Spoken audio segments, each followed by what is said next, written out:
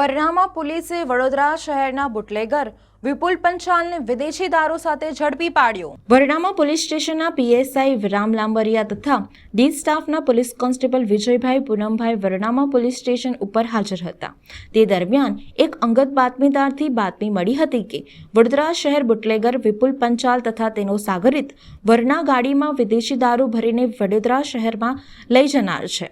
તે બાતમીને વાકેફ રાખીને વરનામાં પોલીસ સ્ટેશનના પીએસઆઈ વિરામ લાંબરિયા તથા સેકન્ડ પીએસઆઈ એસજે રાઠવા તથા પોર ચોકીના જમાદાર સંતોષભાઈ પાઠક તથા એએસઆઈ શૈલેન્દ્રસિંહ ગણપતસિંહ તથા D staff head constable Mahendrasinh Bharatsinh Parmar તથા હેડ કોન્સ્ટેબલ રમેશભાઈ નગાભાઈ તથા પોલીસ કોન્સ્ટેબલ વિજયભાઈ પૂનમભાઈ તથા પોલીસ કોન્સ્ટેબલ મેહુલભાઈ મથુરભાઈ આ તમામ પોલીસ કર્મચારીઓ હાઈવે નંબર 48 ઉપર આગમગીરી ગામના કટ પાસે વોચમાં હતા। ત્યારે બાતમીવાળી વરના ગાડી આવતાની સાથે જ વરનામાં પોલીસે ગાડીમાં ચેક કરતા વરના ગાડીમાંથી વિદેશી દારૂ મળી આવ્યો હતો।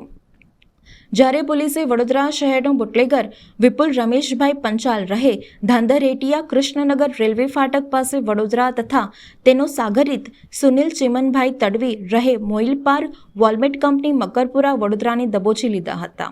ત્યારે વરનામાં પોલીસે ઝડપાયેલ વિદેશી દારૂની ગણતરી કરતા બોટલ નંગ 240 તેની કિંમત 38,400 તેમજ મોબાઈલ નંગ 2 જેની કિંમત 15,000 તથા વરના ગાડી જેની કિંમત 2,50,000 કુલ મુદ્દામાલ 3,03,400નો મુદ્દામાલ ઝડપી પાડ્યો હતો અને બંને આરોપીને જેલના સળિયા પાછળ ધકેલી દીધા હતા।